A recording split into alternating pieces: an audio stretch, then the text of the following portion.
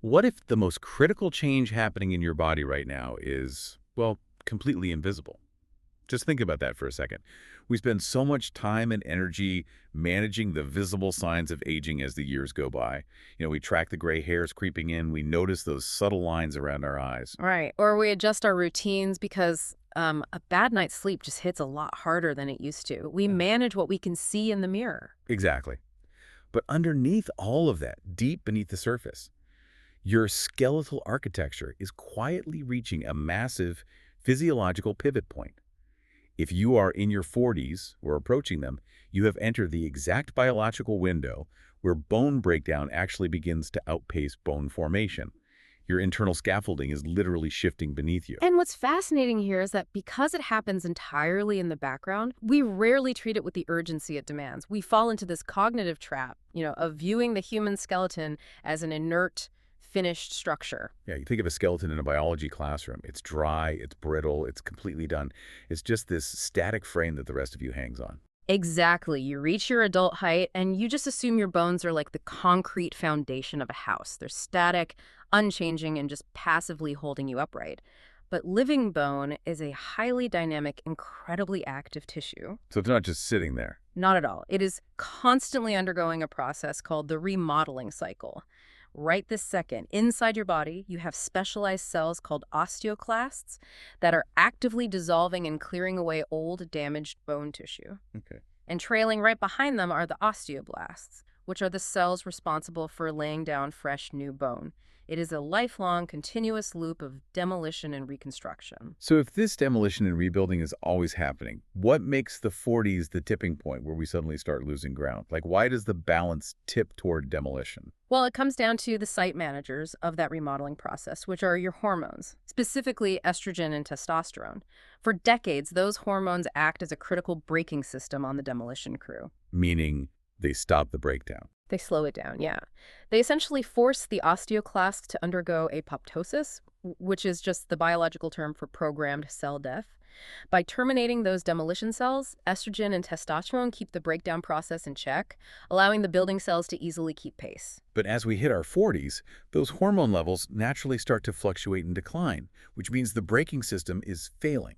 The brakes come completely off. Oh, As estrogen and testosterone drop, the osteoclasts live much longer.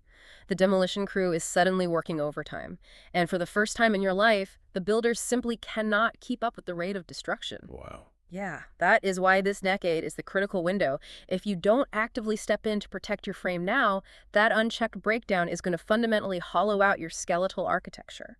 So the breakdown is an active process, not just a passive weakening.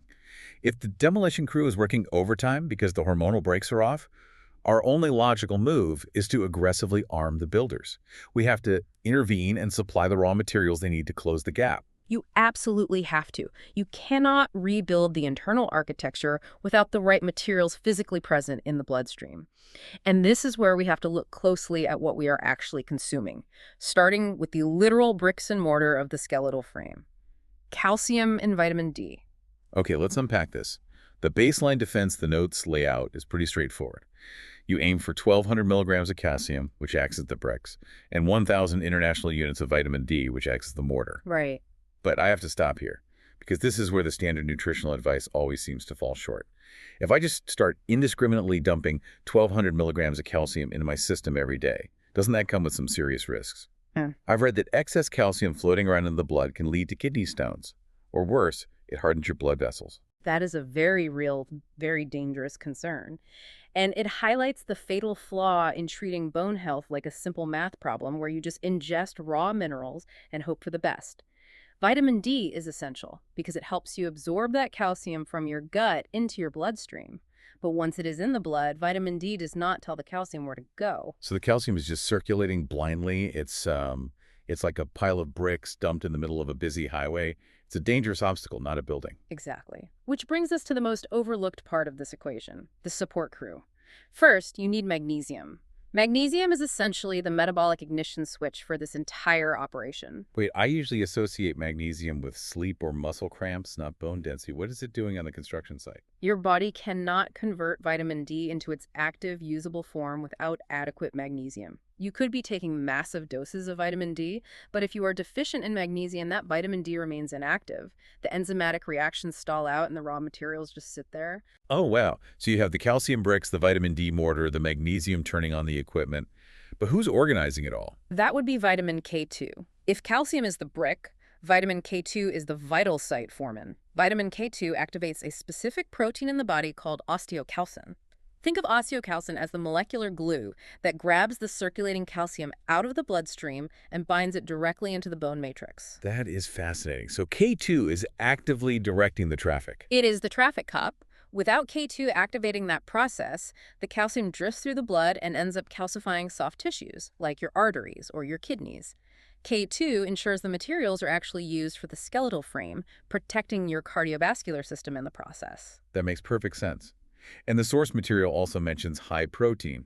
We associate protein with building muscle mass, not bone. Bones are minerals, aren't they? By weight, yes, they are mostly minerals.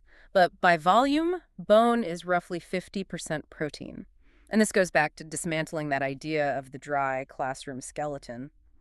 The minerals provide the hardness, but they are attached to a living scaffolding called the collagen matrix. Collagen is a protein. It forms a dense, flexible web inside the bone. Flexibility in a bone. That sounds completely counterintuitive. I mean, you want bones to be hard so they don't break. Actually, pure hardness is a liability.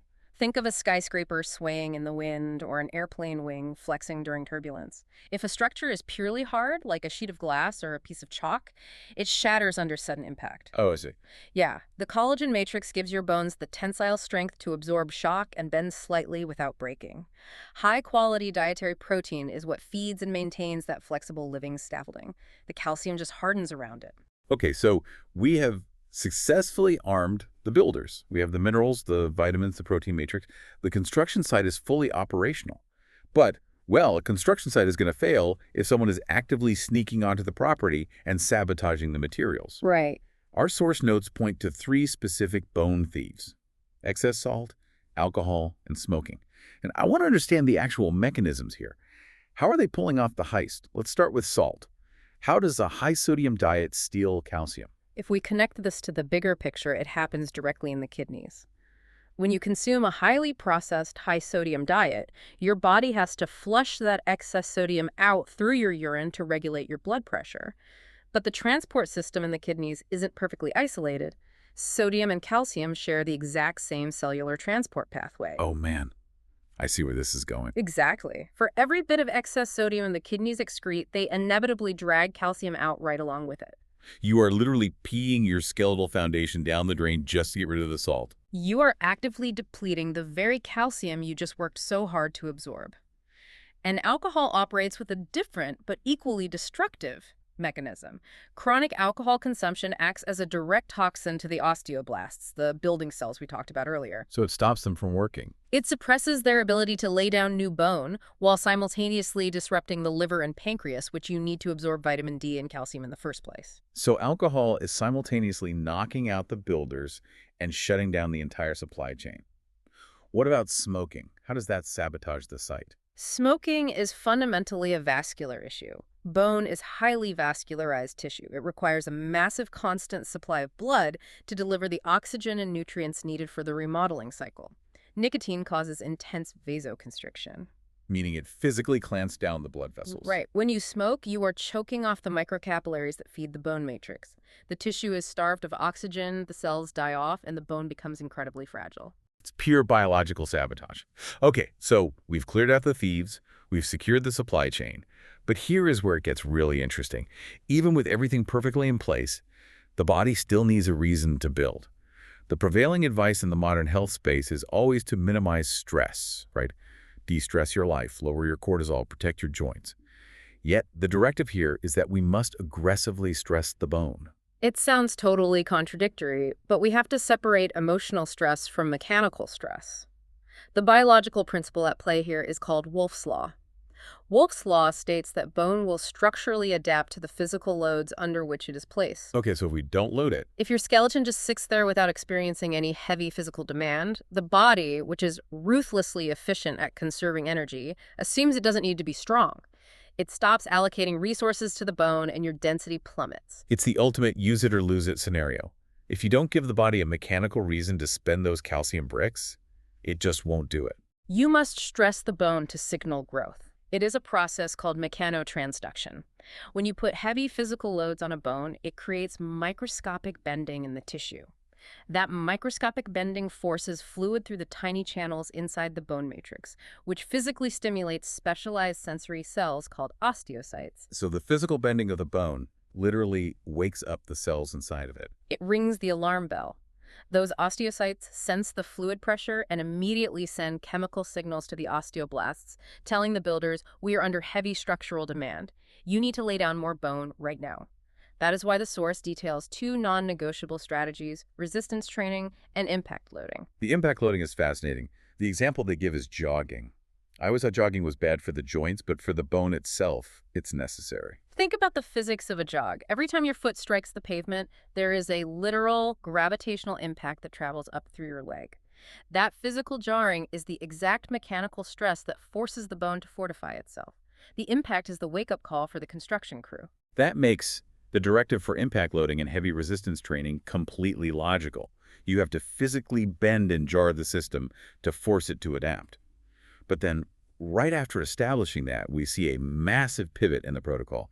We go from the heavy impact of jogging and lifting to, well, yoga. It feels like the opposite end of the spectrum. Why are we talking about yoga in a discussion about bone density?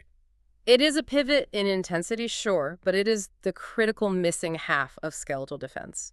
We tend to focus entirely on bone density, making the bones thicker and harder. But what is the ultimate goal of protecting this frame? It isn't just to win a bone density test at the doctor's office. Right. The goal is to avoid catastrophic injury, fractures, and breaks as we age. And here is the harsh reality. A dense bone will still break if you fall with full force at an awkward angle. So we have to address the mechanics of the fall itself. We have to prevent the fall from happening. Yoga and similar balance-focused practices target neuromuscular aging and proprioception. Proprioception is your brain's awareness of exactly where your body is in physical space. Okay, so knowing where your limbs are without looking. Exactly.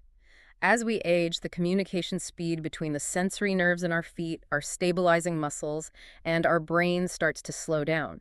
If you trip over a rug in your living room, your body simply doesn't react fast enough to catch you. Your reaction time degrades. Yes. Yoga forces you to practice balance under tension.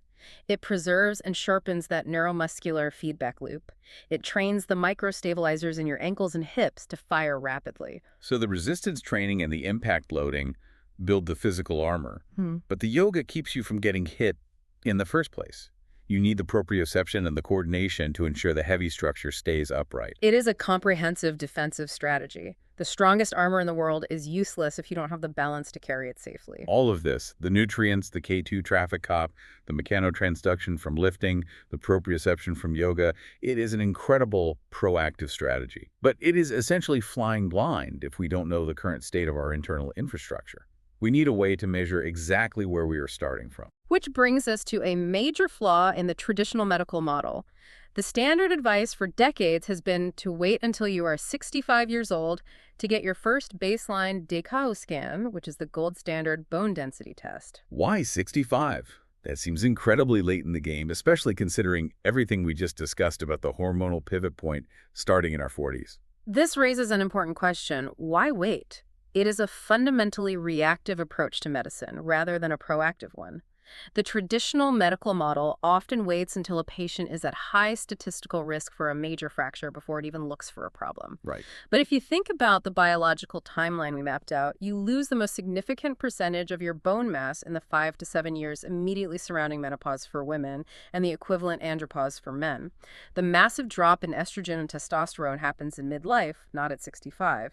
So if you wait until you are 65 to get your first scan, you are showing up to the construction site 20 years after the demolition crew has completely taken over. You are waiting until the structural damage is already done. Precisely. If the internal architecture has already been hollowed out, you cannot fully reverse it. You can't put the scaffolding back once it's gone. You can only try to stop it from getting worse. But if you get a baseline DKO now, in your 40s, you capture the data exactly when that hormonal pivot point begins. You get the blueprint before the demolition starts. You see your exact baseline density, you track the rate of loss off that baseline over time, and you know exactly how aggressively you need to intervene with nutrition and mechanical stress. It removes the guesswork, it puts you in absolute control of the remodeling cycle. So what does this all mean? If we zoom out from the osteoblasts, the cellular pathways, and the scans, what is the core mission for everyone listening right now? The mission here is clear, and honestly, it is incredibly empowering. It is about taking deliberate action before the damage occurs. Absolutely. It's about arming the builders with the calcium bricks, the vitamin D mortar, the magnesium ignition, and the K2 formin. It's about clearing out the thieves of excess salt and alcohol. It's about leveraging Wolff's Law by actively stressing the system with impact and resistance to force adaptation. And it's about securing that baseline DK2 scan now so you aren't flying blind into the most critical physiological shift of your life. Navigating your 40s isn't just about passively accepting the aging process. It is not a spectator sport. It is an active daily negotiation with your biology. You are literally reinforcing the internal skill that will dictate your independence and mobility for the next 50 years. You are building the frame for the rest of your life. I couldn't have said it better. It is an active negotiation. And with that in mind, I want to leave you with this final thought. Think about your daily routine, not just as a schedule of tasks, but as a constant interaction with your physical infrastructure. Every single step you take, every heavy object you lift, every meal you eat is either a deposit into or withdrawal from that internal steel framework. It's all connected. It really is. If you view your skeleton as a living, breathing physical bank account that funds your future self and your mobility, what is one daily habit you can change tomorrow to ensure you never go bankrupt?